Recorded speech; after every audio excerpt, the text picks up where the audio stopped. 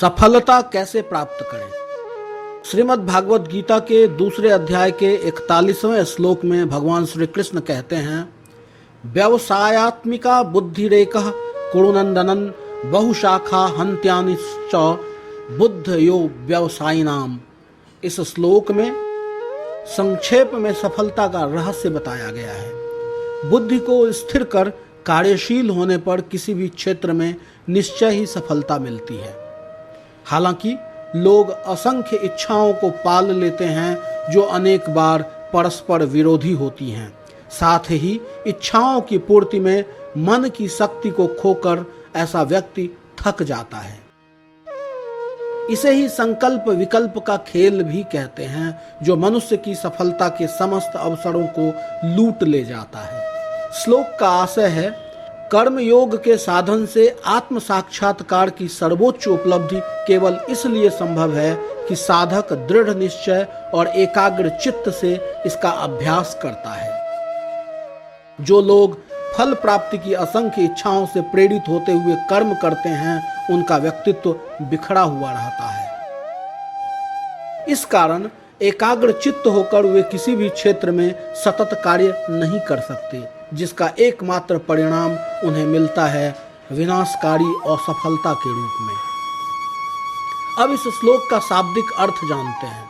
इस श्लोक का अर्थ है, कर्मयोगी साधक का लक्ष्य जिस समता को प्राप्त करना रहता है, वह समता परमात्मा का स्वरूप है। उस परमात्मा स्वरूप समता की प्राप्ति के लिए अंतःकरण की समता साधन है। अंतःकरण की समता में संसार का राग बाधक है। उस राग को हटाने का अथवा परम तत्व को प्राप्त करने का जो एक निश्चय है, उसका नाम है व्यवसायित्मिका बुद्धि। श्लोक का आशय है कि अव्यवसायी वे होते हैं जिनके भीतर सकाम भाव होता है, जो भोग और संग्रह में आसक्त होते हैं। कामना के कारण ऐसे मनुष्यों की बुद्धियां अनंत होती हैं और वे बुद्धियां भी अनंत शाखाओं वाली होती हैं। अर्थात एक एक बुद्धि की भी अनंत शाखाएं होती हैं। जैसे पुत्र प्राप्त करना है, यह एक बुद्धि हुई, और पुत्र प्राप्ति के लिए किसी औषधि का सेवन करें, किसी मंत्र का जप करें, कोई अनुष्ठान करें, किसी संत का आशीर्वाद लें, आदि उपाय उस बुद्धि की अनंत शाखाएं होती हैं। ऐसे ही धन प्राप्त करना है, यह एक बुद्धि हुई, और धन प्राप्ति के लिए व्यापार करें, नौकरी करें, चोरी करें, डाका डालें, धोखा दें, ठगी करें, आदि उस बुद्धि की अनंत शाखाएं होती हैं।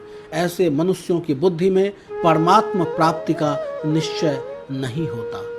इसलिए अर्जुन की तरह यदि एक संकल्प बना लिया जाए, एक अपने बुद्धि को स्थिर कर लिया जाए, तो सफलता निश्चित तौर पर संभव होती है, और सफलता प्राप्त करने का यह सबसे बड़ा सूत्र है।